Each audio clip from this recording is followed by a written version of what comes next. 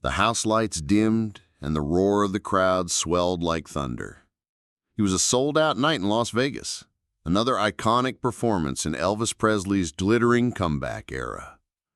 Fans packed the room wall to wall, dressed in everything from sequins to denim, all of them buzzing with excitement for the king of rock and roll. Flash bulbs popped, the orchestra swelled, and then there he was. Elvis emerged from behind the curtain in his white jumpsuit, rhinestones shimmering under the spotlight like a sky full of stars. He gave that trademark grin, took the mic, and launched straight into C.C. Rider. The crowd was electric. Women screamed, grown men cheered. Elvis had them in the palm of his hand. But then, something shifted. Between verses, Elvis scanned the crowd.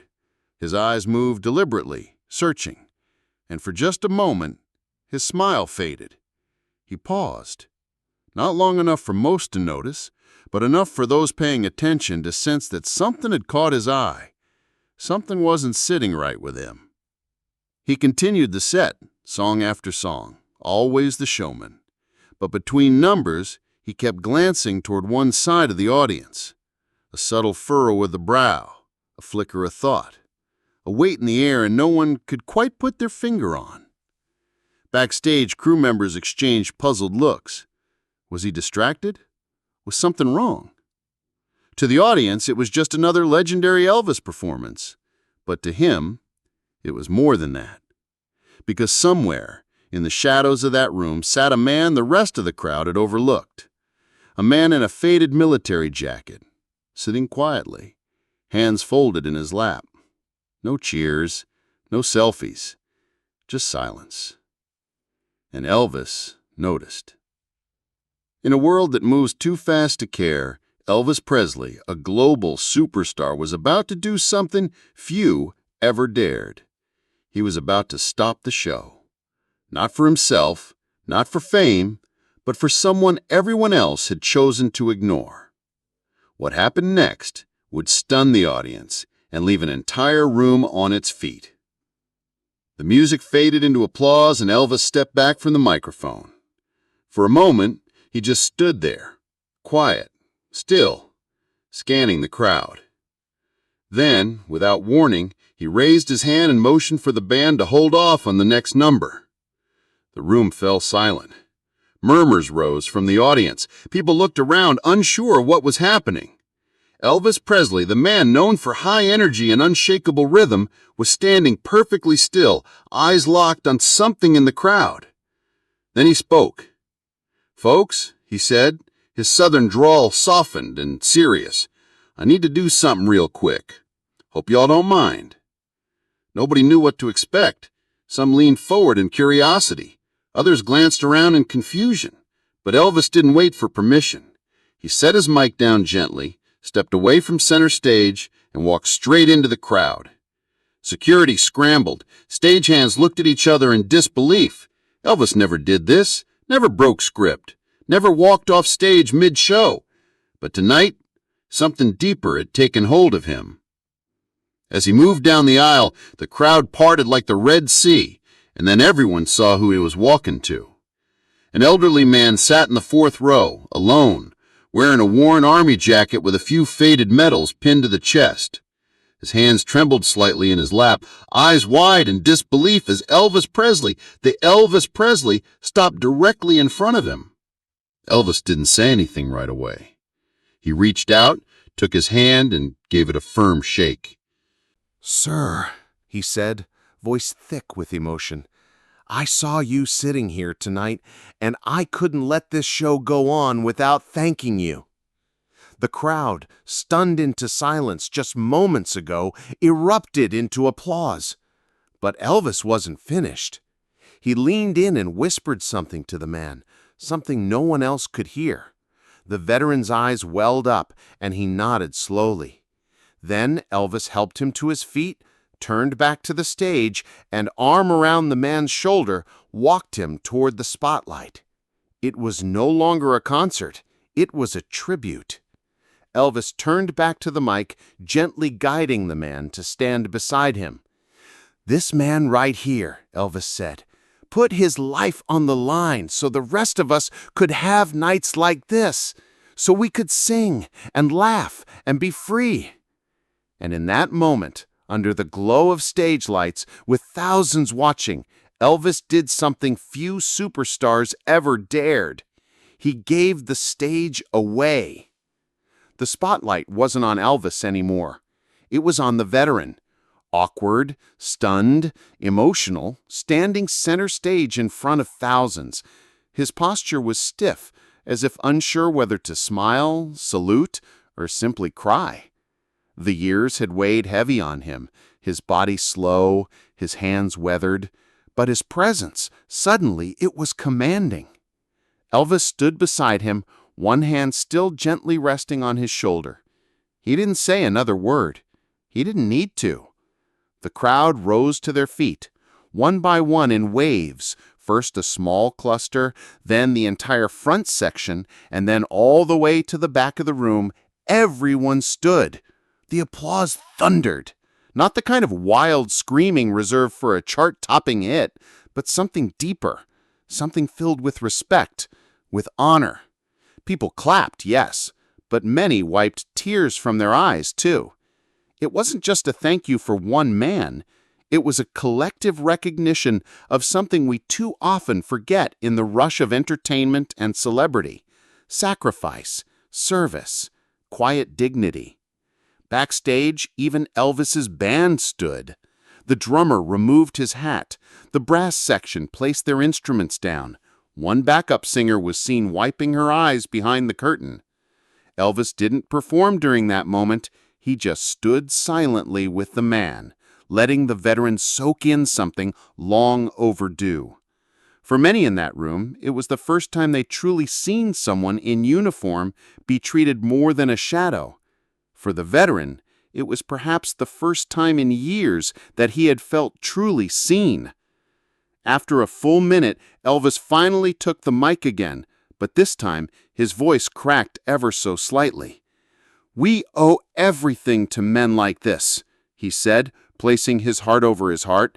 "This country, this music, our freedom, all of it." He paused. The room was still.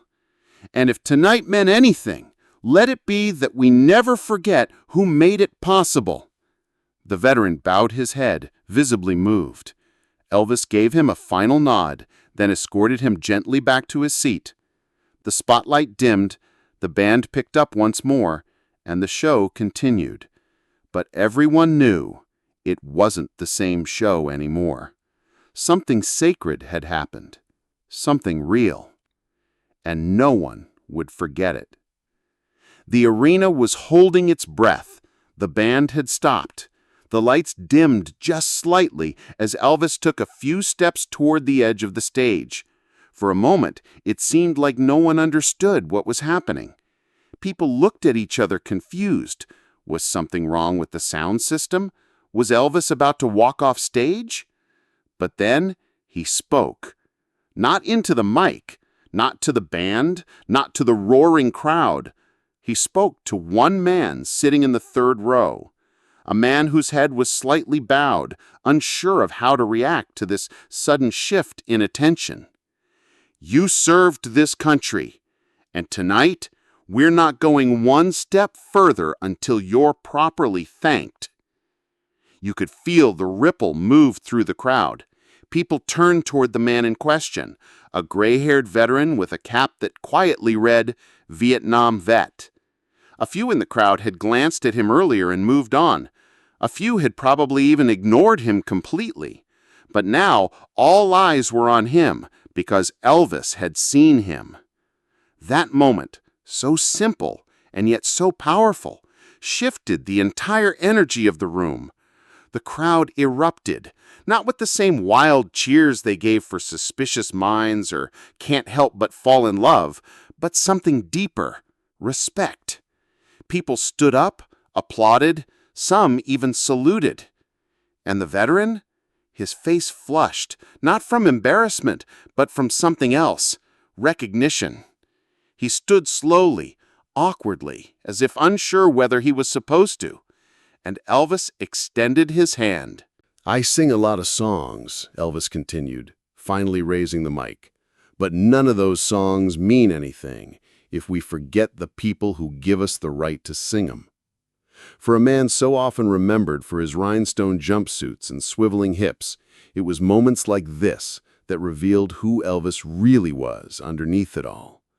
He didn't just perform, he paid attention. He noticed the invisible, and more importantly, he gave them the spotlight. And in doing so, he reminded everyone in that arena, and everyone who would later hear the story, that some heroes don't stand on stage. Some just sit quietly in the crowd, hoping not to be forgotten. The applause didn't die down for a long time, and Elvis didn't rush it. He let the crowd have that moment. He let the veteran have that moment. The cameras that were filming for a future TV special didn't cut away.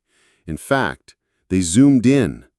What was meant to be a concert clip became a moment of history. And when Elvis finally returned to the center of the stage, he wasn't the same man who had started the show an hour earlier. There was a kind of reverence in his voice, a gravity in his tone. He looked out over the crowd and said something that stuck with fans for decades. "You know, I've worn a uniform too," he said, recalling his own time in the U.S. Army. "And I'll tell you this, the real stars don't carry guitars. They carry scars." The crowd went silent. No one expected that line. It wasn't rehearsed. It wasn't part of the script. It came straight from the heart. And that's why it hit so hard. People talked about that night for years. It became more than a concert story. It became part of Elvis lore. Because what happened wasn't about showbiz. It wasn't about celebrity. It was about humanity. Later, fans would say they'd never seen anything like it. That for all the flashy Vegas nights, this one moment stood out as one of the most raw and meaningful things Elvis ever did on stage. Radio stations replayed the audio. Newspapers wrote about the veteran and his unexpected spotlight. And perhaps most moving of all, veterans groups from around the country sent letters to Graceland, thanking Elvis, not just for the music, but for reminding the world that they mattered. That's the thing about moments like these. They echo. One small gesture, one pause in the spotlight, can ripple outward in ways no hit song ever could. And for Elvis, who'd lived so much of his life under blinding lights, it was one of the rare times he chose to step out of them, just long enough to shine them on someone else. That's not just the mark of a great entertainer. That's the mark of a great man. The moment was electric. As the veteran made his way toward the stage with the help of two ushers, the audience slowly began to rise. It wasn't a rehearsed standing ovation. It was instinctual, human, raw. One person stood, then another, then 10, then hundreds. Before long, the entire arena was on its feet. The roar of the crowd grew deafening, not for a hit song, not for an encore, but for a man who had quietly served and suffered, and who was now being seen, finally. Elvis turned away from the mic and whispered something to the band. The drums softened. The lights shifted. The blinding stage glare dimmed until the arena was bathed in a warm, almost sunset-like glow. What had begun as a rock concert now felt like something sacred. When the veteran reached the edge of the stage, Elvis didn't hesitate. He walked over, crouched down, and extended his hand. But he didn't pull the man up like a trophy. He knelt with him, eye to eye, equal to equal. The camera feed was still rolling. People watching from monitors backstage and later at home would describe this moment as the most human they had ever seen Elvis. No rhinestones, no ego, just one man acknowledging another. You served your country, and tonight we serve you. A hush fell. And then came something no one expected.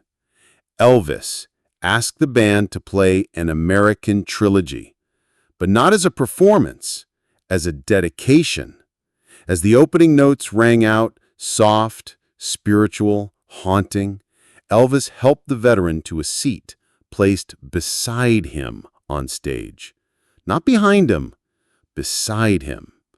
And then, with the full weight of emotion that only Elvis could channel, he sang, not just with his voice, but with his soul. Glory, glory, hallelujah. There wasn't a dry eye in the house. Security guards cried. Teenagers cried. Grown men cried. For a brief, shining moment, it wasn't about showbiz or nostalgia or celebrity. It was about humanity. And Elvis, the king of rock and roll, had just turned a forgotten man into the most honored person in the room. Long after the concert ended, that night continued to live in whispers and retellings. Some would say it was just Elvis being Elvis, kind-hearted, deeply aware of people's pain despite his fame. Others saw something even bigger, a cultural shift, a rare glimpse of integrity in an industry built on illusion. But if you ask those who were there, they'll tell you something else. They'll say it wasn't just a tribute, it was a correction.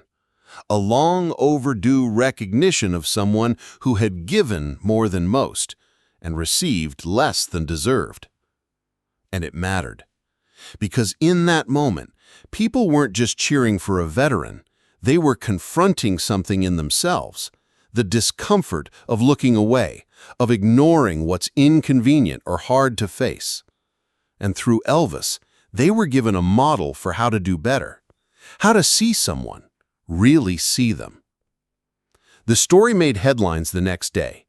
Elvis honors war hero live on stage. Photos of the kneeling moment were plastered on the front pages. Some papers tried to spin it into a publicity stunt. But anyone who watched the footage, who saw Elvis's trembling hand, his choked-up voice, knew better. This wasn't performance. It was personal. In the years that followed, Elvis's health declined. His life would spiral in ways even he couldn't have predicted.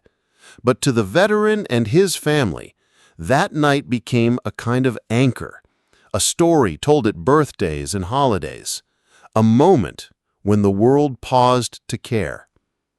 And that's the legacy most people forget. Elvis didn't just leave behind music or movies. He left behind moments, real human moments that reminded people what compassion looks like when it's bold and public, when it costs something. In a world that too often overlooks the broken, the aging, the forgotten, Elvis looked closer. He didn't wait for a charity campaign or a standing ovation. He acted in real time with heart.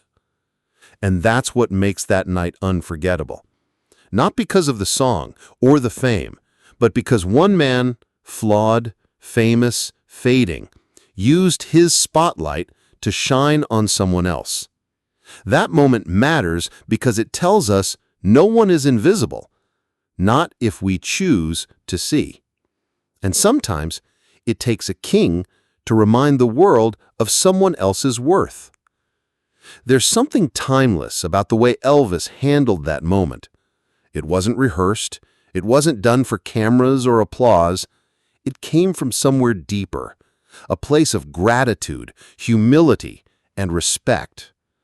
In the middle of a packed auditorium filled with flashing lights and roaring fans, Elvis saw one man, a veteran, sitting quietly in the crowd, overlooked by everyone else, but not by Elvis.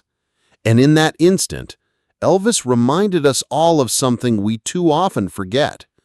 Fame fades, but kindness echoes forever. This wasn't just about a man in a uniform. It was about seeing people, seeing their sacrifice, their humanity, their story. And it's a reminder that no matter how loud the world gets, there's always room for grace, for pausing, for honoring someone's silent strength, for making someone feel seen. Elvis's greatness wasn't just in the way he moved or the way he sang. It was in the way he made people feel. That's a legacy far more powerful than any record or chart topper. That veteran may not have expected anything that night, but he left with something no one could ever take away: dignity. And maybe that's the lesson for us all. You don't have to be on stage to honor someone. You don't need a spotlight to recognize another's worth. All it takes is a moment, a word, a gesture, a simple thank you. Those small acts carry the weight of love. So here's our call to you. If this story moved you, share it with someone who needs to hear it. Subscribe for more untold stories that honor character over celebrity. And in the comments below, tell us about someone you know who deserves recognition. A veteran, a teacher, a parent, a neighbor. Let's bring those names to light. Because the truth is, the world doesn't need more stars. It needs more humans, brave enough to stop the show and humble enough to say, "I see you." Thanks for watching. Stay kind, stay curious, and never underestimate the power of one moment to change a life.